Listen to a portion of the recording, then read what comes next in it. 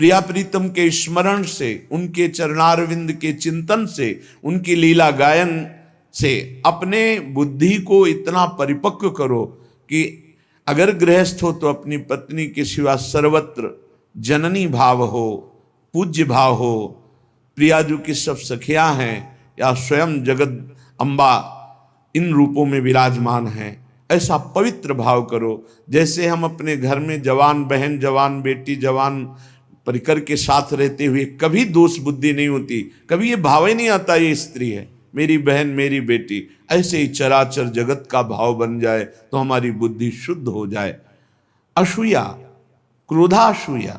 असूया दूसरों के गुणों में दोष देखना, किसी भी व्यक्ति का छिद्रावेषण करना, इसमें क्या दोष है, ये देखने का अधिकार केवल गुरु को है या पूज्य जनों को है, वो भी अपने निज शरणागतों के, अन्य के नहीं।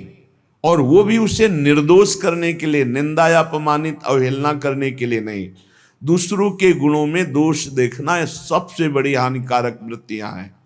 ये जो वर्णन की जा रही है, माता बहनों में काम भाव और क्रोध भाव और दूसरों के गुणों में दोष देखना और मद, किसी भी प्राकृतिक वस्तु को लेकर के जो अहम वृत्ति प्रकट होती है उसे मद कहते हैं।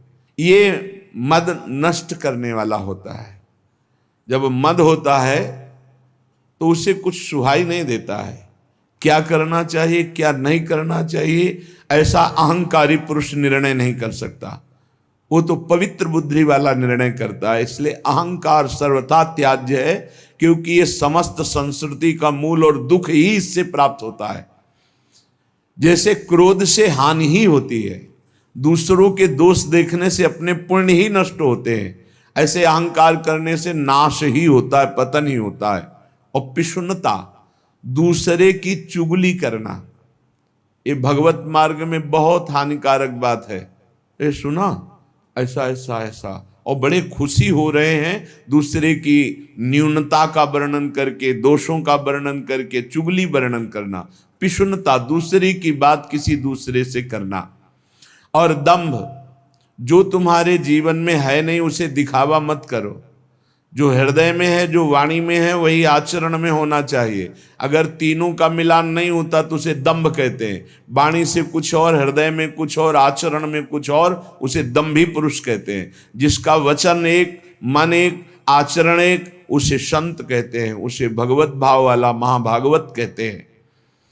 लोभा अनृताद्यैः, लोभ, धन का लोभ, नाना प्रकार के विषयों का लोभ, ये अगर मिटाना है तो नाम जप करना होगा। नाम जपने का जितना लोभ बढ़ाओगे तो ये और सब लोभ हट जाएंगे। लोभ पास जेहि गल न बंधाया, सो नर तुम समान रघुराया। और अनृत है, झूठ बोलना। झूठ बोलना बहुत सहज होता जा रहा है, इसीलिए भजन में बड़ी हानि, बड़ा निषिद्ध है झूठ बोलना। शास्त्र में बहुत इसे रोका गया है। आज तो झूठे ही लेना, झूठे ही देना, झूठे ही भोजन, झूठ चवेना, हर बात में झूठ बोल रहे हैं लोग। झूठ को पाप ही नहीं समझ रहे, वाणी को शासन में नहीं ले रहे कि मुझे सत्य बोलना है, बस झूठ पे झूठ, जितना नाटक बोला जा सके, यहां तक कि अपने गुरुजनों से भी झूठ। अब इससे ज्यादा क्या होगा? संसार में एक जगह ऐसी है जहां झूठ वैसे तो कहीं नहीं बोलना चाहिए, पर किसी भी कारण से गुरुदेव से तो बोलना ही नहीं चाहिए। अगर गुरुदेव से झूठ बोला तो गुरु से कपट, मित्र से चोरी, या हो निर्धन या हो कोढ़ी। इस जन्म में नहीं तो अगले जन्म में तुम्हें कुष्ठ रोग होगा, गलित कुष्ठ होगा। गुरुदेव से अनृत बोलना, कपट करना, छल छुपाव करना, चलो इस जन्म में नहीं तो कल्याण तो नहीं होगा, मोक्ष को तो प्राप्त होगे ही नहीं, अगला जन्म जरूर कुष्ठी बनोगे, या फिर ऐसी दरिद्रता को प्राप्त होगे कि जो जीवन भर महान कष्ट देता रहे। अनृत बोलना, झूठ बोलना, क्यों बोलना? अगर हम गलत हैं तो फिर हमें दंड मिलना चाहिए, हमारा सुधार हो जाएगा, पवित्र हो जाएंगे। गलत नहीं है तो तुम जो सोचा करो, हम सत्य बोलेंगे।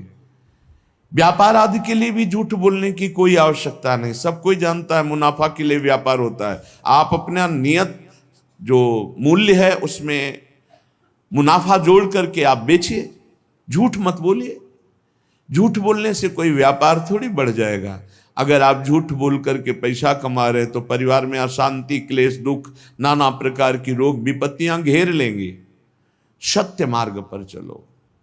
श्रीपाद कह रहे हैं यदि इस जन्म में तुझे मंगल गति प्राप्त करनी है तो अपनी बुद्धि की राक्षसी प्रवृत्ति को रोको। माता बहनों के प्रति काम भाव मत करो, किसी से क्रोध से वर्ताव मत करो, दूसरों के गुणों में दोष दर्शन मत करो, अहंकार मत करो, किसी की चुगली मत करो, जो तुम्हारे जीवन में नहीं वो नाटक मत करो, दंभ मत करो, दिखावा मत करो, लोभ मत करो, झूठ मत बोलो। क्या होगा इससे? इससे आपके अंदर भगवत भाव जागृत होगा। ये नरक पहुंचाने वाले हैं जितने लक्षण हैं। अभी समझ में नहीं आ रहा है, आ जाएगा समझ में। जिस समय दंड विधान लागू होता है तब लगता है कि कभी कोई जिंदगी में पाप ना करे। जब शरीर पीड़ा से युक्त, मन खिन्न, नाना प्रकार की विपत्तियां घेर लेती हैं, बड़ी अव्यवस्थाएं, तब उस जीव को लगता है मृत्यु हो जाए तो अच्छा। तो क्या होगा? मृत्यु हो जाने पर तुम कोई सुविधा में पहुंच जाओगे क्या? भारी दुख। मृत्यु के बाद कोई सुख? अरे सुख तो इस मनुष्य शरीर में है। इस मनुष्य शरीर से परमात्मानंद प्राप्त कर सकते हो, अखंडानंद प्राप्त कर सकते हो, भगवत प्रेमानंद प्राप्त कर सकते हो। भूल गए विषयानंद में और जब विपत्ति आई तब मृत्यु को मनाने लगे। एक एक चेष्टा का बड़ा बड़ा कष्ट है।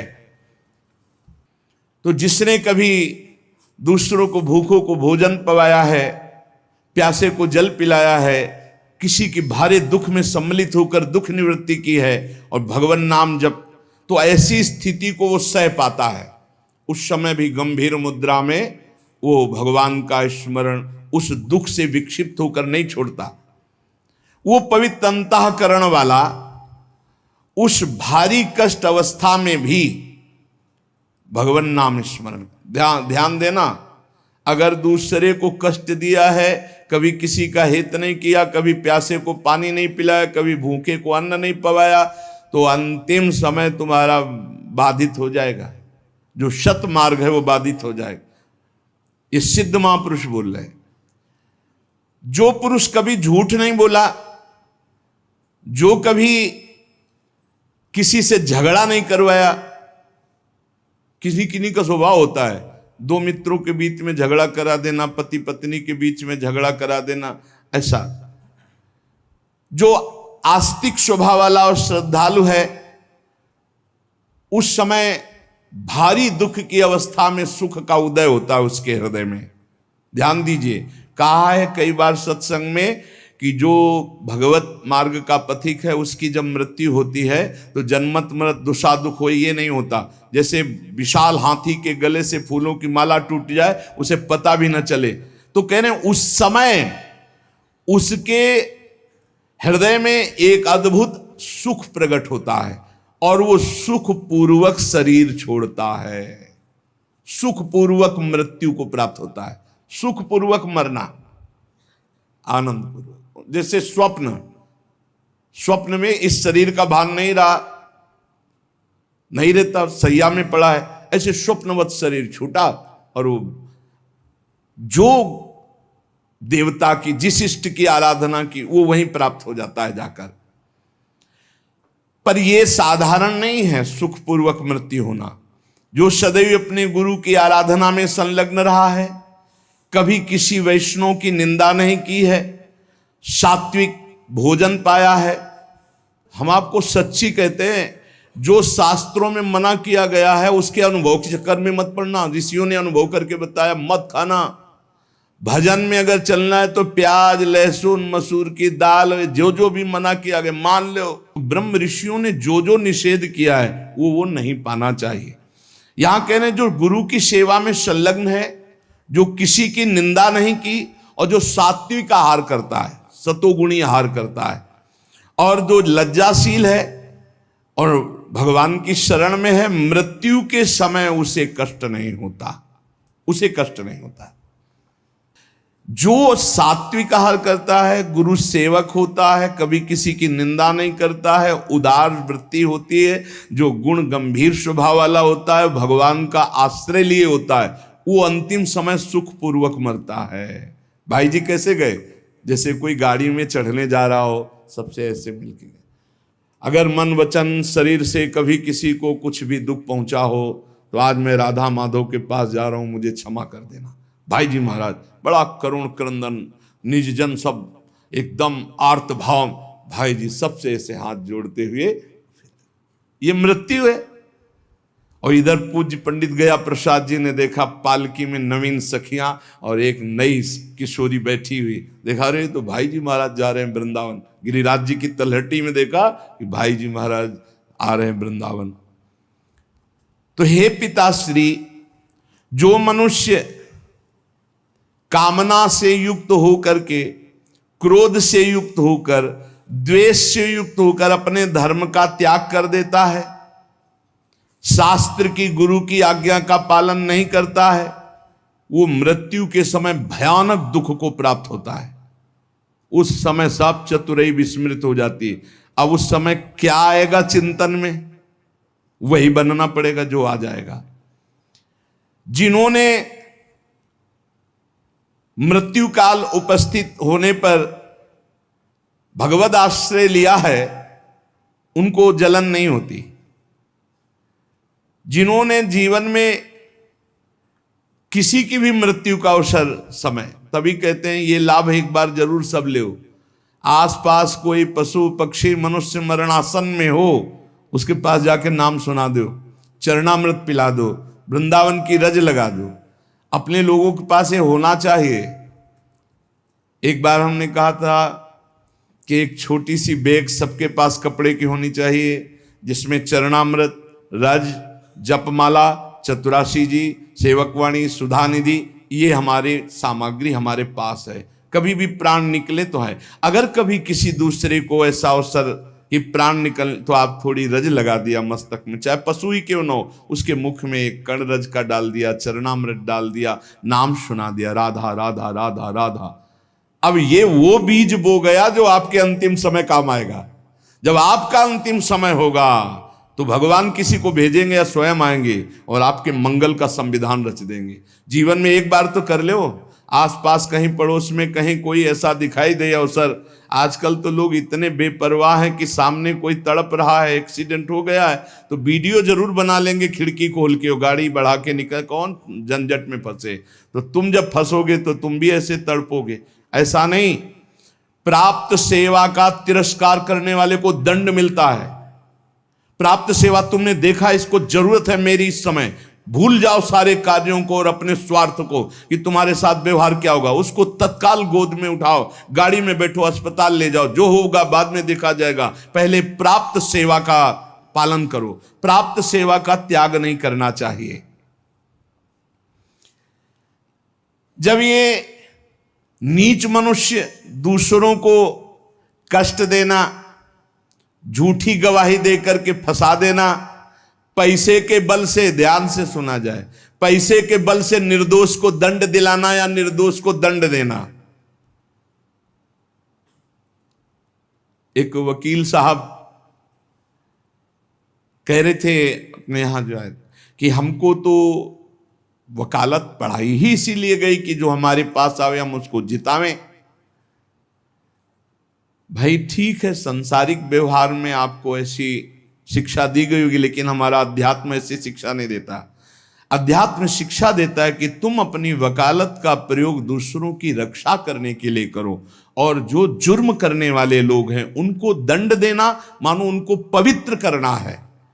अगर आप जानते हैं ये जुर्म से युक्त है, दोष से युक्त है, और पैसे के बल से उसको निर्दोष साबित कर देते हैं, तो वो और आप दोनों दंड के भागी बनेंगे। परिणाम में आपको दुख भोगना पड़ेगा। अगर उसे दंड मिल जाता है तो वो पवित्र हो जाता है, आप बच जाते हैं। आपकी वकालत होनी चाहिए दूसरों को बचाने के लिए, जो निर्दोष हैं, और जो दोषी हैं उनको दंड देना, ये वकालत का आपका फल होगा।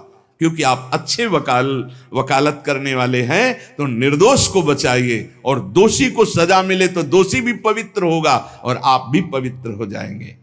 जो लोग झूठी गवाही देते हैं, जो पैसे के बल से दूसरों को, जो निर्दोष हैं उनको दंड दिलाते हैं, दोषियों को मुक्त कर देते हैं, चाहे कोई भी हो, जो बुरी बातों का उपदेश देकर भोले भाले लोगों को फंसाते हैं, जो शास्त्र और संतों की निंदा करते हैं, उनका जब मृत्यु का समय आता है तो भयानक दुख होता है, और उस दुख के समय उनकी दुर्गति का रूप सामने होता है। सुअर, कुत्ता, राक्षस क्या बनना है, वही सामने आया और वही उनकी योनि प्राप्त होगी। फिर वो तड़पते हुए मृत्यु को प्राप्त होते हैं। श्री जैमिनी जी ने एक दिव्य पक्षी उनके सामने प्रकट हुआ। ब्रह्म ऋषि किसी भी रूप में अपने जनों को उपदेश देने के लिए प्रकट हो सकते हैं। चैतन्य तेजोमय पक्षी। तो जैमिनी जी ने पूछा कि आपके दर्शन से ही लगता है कि आप त्रिकालज्ञ हैं। जैसे पक्षियों में काकभुसुंड जी, गरुड़ जी, ये सब त्रिकालज्ञ सर्वज्ञ महापुरुष हैं। तो आप हमें ये बता सकते हैं कि जीव ये दुर्गति को प्राप्त क्यों होता है? चैतन्य घन परमात्मा का अंश अपने को आनंद की खोज के लिए भोगों में फंसा रहा है, ऐसा क्यों होता है? उस दिव्य पक्षी ने कहा, महर्षि, मैं आपके मन के संशय को देखकर ही पक्षी रूप धारण करके आया हूं। पूर्व काल में एक परम बुद्धिमान भृगुवंशी ब्रह्म ऋषि थे। उनके सुमति नाम का एक बहुत ही तेजस्वी पुत्र हुआ। जब वो बड़ा होने लगा तो वो शांत और जड़वत पागल, कुछ नहीं बोलना, एक शब्द नहीं बोलना। जब उपनयन संस्कार यज्ञोपवीत हुआ, ब्रह्म ऋषियों में होता है, तो पिता ने कहा, सुमते, आज तक मैंने तुमसे कुछ नहीं कहा, लेकिन अब तुमको गायत्री अध्ययन, मंत्र अनुष्ठान, वेदाध्ययन ये सब करना होगा। भिक्षान्न से शरीर पोषण करो, गुरुकुल में वास करो, वेदों का अध्ययन करो, गायत्री अनुष्ठान करो, पूर्ण ब्रह्मचर्य, ब्रह्म तेज संपन्न हो, फिर गृहस्थाश्रम में प्रवेश करो और उत्तम धर्म का अनुष्ठान करके भगवत प्राप्ति करो। मनुष्य जीवन का यही लक्ष्य है। प्रथम चरण जिंदगी का जिसका ब्रह्मचर्य से जाता है, पूरा जीवन आनंदमय होता है। आज ऐसी दुर्दशा हो रही है कुसंग से, कुछ मोबाइल का कुसंग, कुछ बच्चों का ऐसा कुसंग कि क्रम बाय क्रम ये रोग फैलता चला जा रहा है। ब्रह्मचर्यहीनता, ब्रह्मचर्य का त्याग, सर्वतो भावेन ब्रह्मचर्य का नाश ही आज के बच्चे सुख मान रहे। जब प्रथम नींव ही गलत हो गई तो महल कैसे खड़ा होगा? फिर जिंदगी अशांत। नए नए बच्चे आते हैं डिप्रेशन में और कहते हैं कि मैं अपने शरीर को नष्ट करना चाहता हूं, अब मेरी जीने की इच्छा नहीं रह गई क्योंकि मेरे में उत्साह नष्ट हो गया। हर समय हम डिप्रेशन में रहते हैं। पहला आश्रम ब्रह्मचर्य आश्रम है, सबका पहला आश्रम ब्रह्मचर्य। फिर जो गृहस्थ, वानप्रस्थ, सन्यास या ब्रह्मचर्य सीधे सन्यास। बेटा तुम इन नियमों का पालन करो तो तुम्हें ब्रह्म की प्राप्ति होगी। कौन सा शोक है जो तुमको बोलने नहीं देता? मैं तेज से बता रहा हूं कि तुम साधारण जीव नहीं हो जो हमारे पुत्र बने हो, तुम्हारे ब्रह्म तेज से, पर तुम पागल जैसे रहते हो, एक भी शब्द नहीं बोलते हो। जैसे जड़ भरत जी हार गए, पिता पधार गए, लेकिन कभी गायत्री कभी उच्चारण नहीं किया। संपूर्ण ब्रह्म ज्ञान उनको प्राप्त। जब अनेक बार कहा तो सुमति जी कुछ नहीं बोले। पिता ने स्नेहवश फिर कहा, बेटा तुम छल मत करो, मुझे पता है तुम बोल सकते हो और तुम ज्ञानी महात्मा हो। मुझे पता है तुम्हारा तेज ऐसा है, तुम पागल नहीं हो। जब बार बार कहा तब सुमति ने हंस दिया और उसका पिताजी ये जो आप उपदेश कर रहे हैं ये बहुत बार बहुत जन्मों में कर चुका हूं। मैं उस तत्व को प्राप्त हो चुका हूं जिसके जानने के बाद कुछ जानना बाकी नहीं रहता। इसीलिए मैं जड़वत पागल आचरण करता हूं कि आप हमको ये ना समझ पाएं कि मैं आपका पुत्र बहुत विद्वान या बहुत ज्ञानी हूं। जो आप उपदेश कर रहे हैं बहुत जन्म अनुष्ठान कर चुका हूं। मैं त्रिकालज्ञ हूं, मुझे तीनों कालों का ज्ञान है, भूत भविष्य वर्तमान। त्रिकालज्ञ तब होता है जब भगवत स्वरूप में तदात्म हो जाता है। तो भगवान सर्वज्ञ हैं तो वही सर्वज्ञता अंश रूप में उतरती है तो वो भी सर्वज्ञ हो जाता है। मैंने बहुत से शास्त्रों का ज्ञान प्राप्त किया, वो अक्षरशः मुझे सब भगवत कृपा से स्मृति में व्याप्त है। हर कला में मैं प्रवीण हूं, शिल्प कला आदि सब कलाओं में प्रवीण हूं। मुझे पागल रहने का स्वभाव है कि कोई जान न पावे। इस समय मैं आपके और अपने 10,000 जन्म तक को देख रहा हूं। स्वाभाविक खेद, क्षय, क्षोभ ये हमें स्पर्श भी नहीं कर सकते। संतोष, आनंद वृद्धि ये सदैव हमारे हृदय में होती रहती है। शत्रु मित्र इनका मुझे भान भी नहीं, सब में एक ब्रह्म व्याप्त है, ये अनुभव है। पिताजी आप पत्नी और पुत्र के संयोग वाले हैं। आप मुझे पुत्र भाव से देख रहे हैं। अनेक बार तुम हमारे बेटा बन चुके हो। मैं 10,000 जन्म तक तो ऐसे ही देख रहा हूं, स्वाभाविक। अगर ध्यान करके देखो तो लाखों जन्मों को देख सकता हूं। कई बार तुम हमारे पुत्र बन चुके हो, कई बार पत्नी बन चुके हो। तो बहुत आश्चर्य में हो रहे कि अभी तक तो बोला नहीं, बोला तो इस कोटि का बोला। तभी भगवत ऋषि जी कहते हैं हर समय मौन रहे, बोले ना बोले तो हृदय की ग्रंथि खोले, जड़ चैतन्य का भेद मिटा दे, वो महाभागवत होता है। पिताजी मैंने हजारों बार महान से महान सुख और महान से महान दुख भोगे हैं जो मेरी स्मृति में है। लाखों माताओं के गर्भ में विष्ठा और मूत्र के बीच में मैं पला हूं, मुझे याद है। अपने लोगों को इसी जन्म का याद नहीं है। इसी जन्म में जो मां के गर्भ में थे याद नहीं, कोई घटना, कोई दुख, एक पाई भर भी स्मृति नहीं। इतने ज्ञानी हैं। सोचो, ये महाराज सुमति जी कह रहे हैं कि मुझे 10,000 वर्ष का तो ऐसे ही दिखाई दे रहा है। अगर ध्यान धरूं तो लाखों जन्म का बता सकता हूं। मैंने लाखों बार माताओं के गर्भ में विष्ठा और मूत्र के बीच में पला हूं, मलाशय और मूत्राशय के बीच में। मैंने लाखों प्रकार के रोगों को भोगा है, हर योनियों में मुझे ज्ञान है।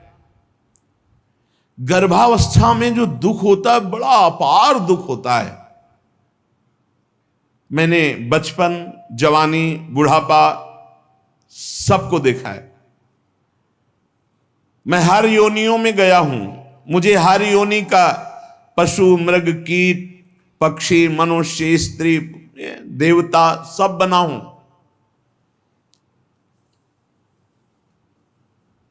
मैंने हर सुख को देखा है। स्वामी का सुख, भृत्य का, दास का, इंद्र का, दरिद्रता का। मैं कई बार स्त्री भी बना हूं, कई बार पुरुष भी बना हूं। मैंने सब सुख देखा है। आप जो पूछ रहे कि तुम जड़वत क्यों रहते हो, मौन क्यों रहते हो, मैंने सब देखा है। पिताजी राग, हर्ष, भय, उद्वेग, क्रोध, अमर्ष, वृद्धावस्था, मृत्यु सबके दुख का मुझे ज्ञान है। जब इस तरह प्रसन्नता से हृदय भर गया पिता का कि मेरा जो अनुमान था कि तुम कोई बहुत बड़े महात्मा हो, तेजस्वी, तुम पागल का केवल स्वांग कर रहे हो, ये सत्य हुआ। मैं धन्य हुआ जो तुम्हारे जैसा पुत्र प्राप्त किया। उन्होंने विस्मय से गदगद वाणी में कहा, बेटा ये ज्ञान तुमको कहां से प्राप्त हुआ? मैं भी तो साधना करता हूं, मैं भी ब्रह्म ऋषि हूं। तुम जड़ता का स्वांग कर रहे थे, इतने बड़े ज्ञानी महात्माओं की तुम्हें दसियों हजार वर्ष जन्म की बात याद है, फिर तुम जड़ता का भाव धारण करके मेरे यहां जन्म क्यों लिया? जब इतने सिद्ध हो तो तुम्हें मुक्त हो जाना चाहिए। क्या किसी मुनि का शाप है या देवता का शाप है जो तुम हमारे यहां पुत्र हुए? ये ज्ञान तुम्हारा दिव्य है, तुम्हें मुक्त हो जाना चाहिए, तुम जन्म क्यों लिए? मैं ये रहस्य जानना चाहता हूं, बड़ा कौतूहल है मुझे। पुत्र ने कहा सुमति जी ने कि पिताश्री, पूर्व जन्म में मेरे साथ जो घटना घटी जिसके कारण मैं जन्म लिया वो मैं तुम्हें बताता हूं। पूर्व काल में मैं निरंतर परमात्मा का ध्यान करने वाला महात्मा था, ब्रह्म ऋषि, अध्यात्म विद्या में पराकाष्ठा को पहुंचा हुआ महात्मा, समस्त अष्टांग योग से सिद्ध।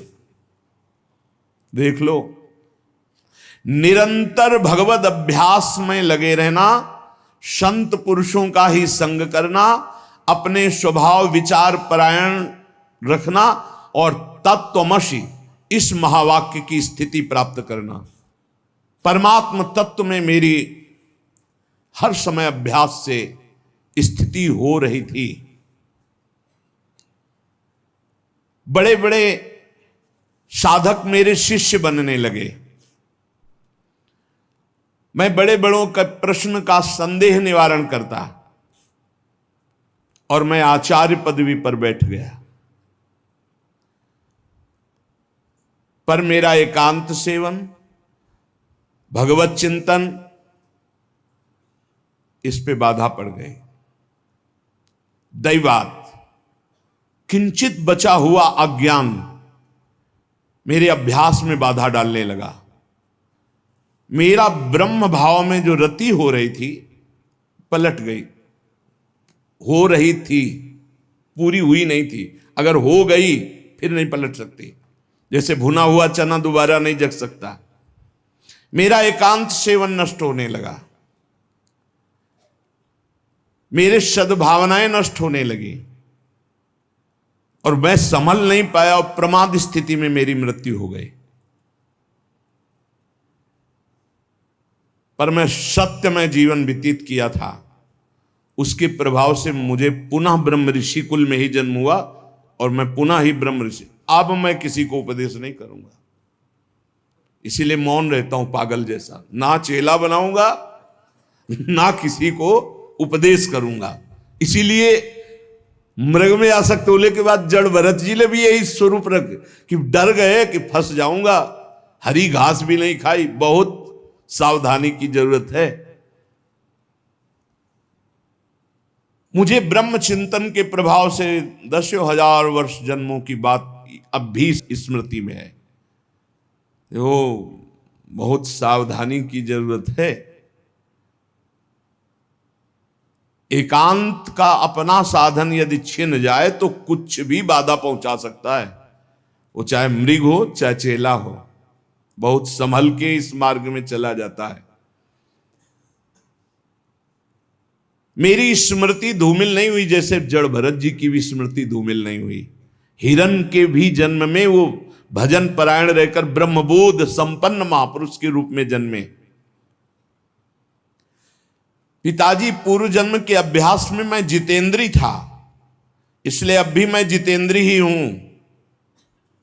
केवल प्रमाद स्थिति आ गई, चिंतन में प्रमाद, बहुत सावधानी। अब भविष्य में मेरा जन्म नहीं होगा क्योंकि मैं सावधान हूं, अब प्रमाद नहीं होने दूंगा। मैंने जो दूसरों को ज्ञान दिया था